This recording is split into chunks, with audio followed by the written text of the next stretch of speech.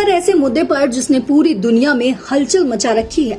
America ने भारत पर 50% तक टैरिफ लगा दिए और धमकी दी है कि इसे और भी बढ़ाएंगे। लेकिन इस बार भारत अकेला नहीं है, क्योंकि चीन ने खुलकर भारत का साथ दिया है और अमेरिका को बुली करने वाला तक कह डाला। और न सिर्फ चीन बल्कि रूस ने भी भारत का खुलकर साथ दे दिया है। तो कैसे चीन, भारत और रूस के साथ आने से अमेरिका कमजोर पड़ता जा रहा है, जानेंगे इस स्पेशल स्टोरी में।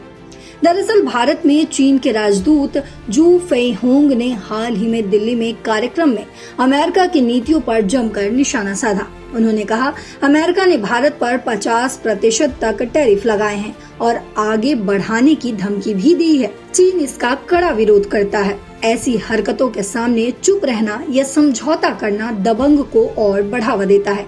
जू ने साफ किया कि चीन भारत के साथ चट्टान की तरह खड़ा है। उन्होंने ये भी कहा कि चीन और भारत को एकजुट होकर काम करना चाहिए, क्योंकि हम दोनों एशिया के आर्थिक विकास के दो बड़े इंजन हैं। यानी चीन और भारत मिलकर न सिर्फ एशिया बल्कि पूरी दुनिया में स्थिरता ला सकते हैं। अब सवाल ये है कि अमेरिका ने भारत पर ये टैरिफ क्यों लगाए। दरअसल अमेरिका का कहना है कि भारत रूस से तेल खरीदकर यूक्रेन युद्ध को बढ़ावा दे रहा है, इसीलिए उसने पहले 25% टैरिफ लगाया और फिर अतिरिक्त 25% जोड़कर कुल 50% कर दिया। लेकिन जू फेइहोंग ने इसे अनुचित ठहराया। उन्होंने कहा, अमेरिका ने लंबे समय तक मुक्त व्यापार से फायदा उठाया, लेकिन अब वो टैरिफ को हथियार की तरह इस्तेमाल कर रहा है। चीन का कहना है कि ऐसी नीतियां न सिर्फ भारत बल्कि पूरी दुनिया के व्यापारिक सिस्टम को नुकसान पहुंचा रही है। जू ने जोर देकर कहा कि भारत और चीन को मिलकर विश्व व्यापार संगठन यानी WTO के नियमों को बचाने के लिए काम करना चाहिए। जू ने यह भी कहा कि भारत और चीन को एक दूसरे को प्रतिद्वंदी नहीं बल्कि साझेदार मानना चाहिए। उन्होंने कहा, हम भारत के सभी सामानों को चीनी बाजार में स्वागत करते हैं।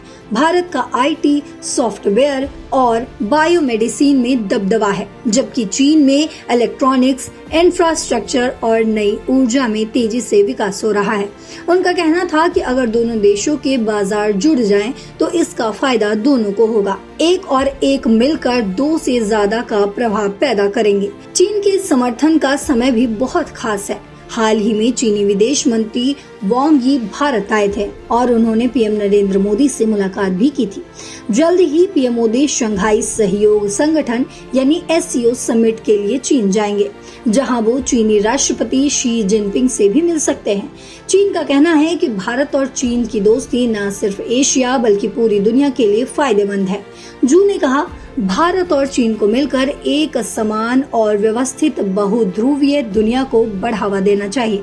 लेकिन सवाल ये है कि क्या अमेरिका इस दोस्ती को देखकर अपनी नीतियां बदलेगा या फिर और सख्ती करेगा।